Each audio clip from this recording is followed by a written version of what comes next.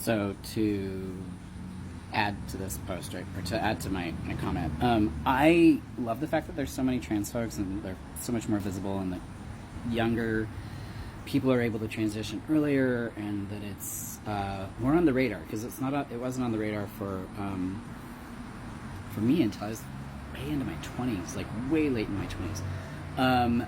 But I get really frustrated with the fact that there's a ton of misinformation amongst younger, I'm going to call them babies or gaybies, or trans babies. It doesn't matter your age. You're like under 5 years of testosterone or estrogen use or HRT use. You don't know the full depth and the breadth of what is going to happen. So I get really frustrated with how some folks will come on and be like, hey, this is how things work. And then either I'll chime in or another elder will chime in and be like, yes, but there are also all of this other stuff that comes along with it. And you can't say this is 100% how things work, because it's really your mileage may vary sort of scenario.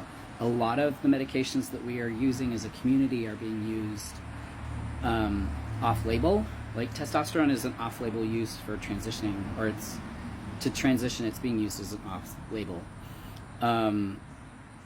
It's being used off-label.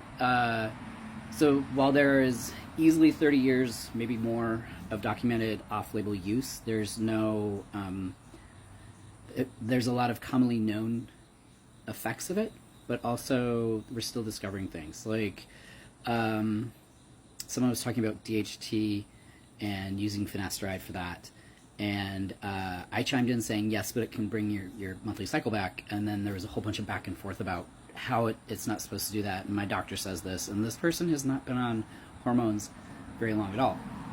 Then another elder guy chimed in. He is on finasteride. He's been on hormones for 10 years. And he is like, actually, yes, it does bring my cycle back. But that, for me, keeping my hair is a trade-off to occasionally have a monthly cycle or occasionally bleed. Some folks, that's not an option. And the fact that the first creator was saying this is how it works, I've never had problems, I'm on low dose, all of this, it really frustrated me, because they're not the expert. I'm not an expert, but I have so much experience within the community that I can see patterns, and I'm part of I call it a dad's group. Trans guys that have been on hormones for over a decade, and there's 575 of us in that group. And collectively, our knowledge is at minimum 10 years. I think the oldest person is in their 70s, and they've been on hormones for over 30 years. So 35 years, I think, for them. So there's decades of experience from them, and we learn from each other.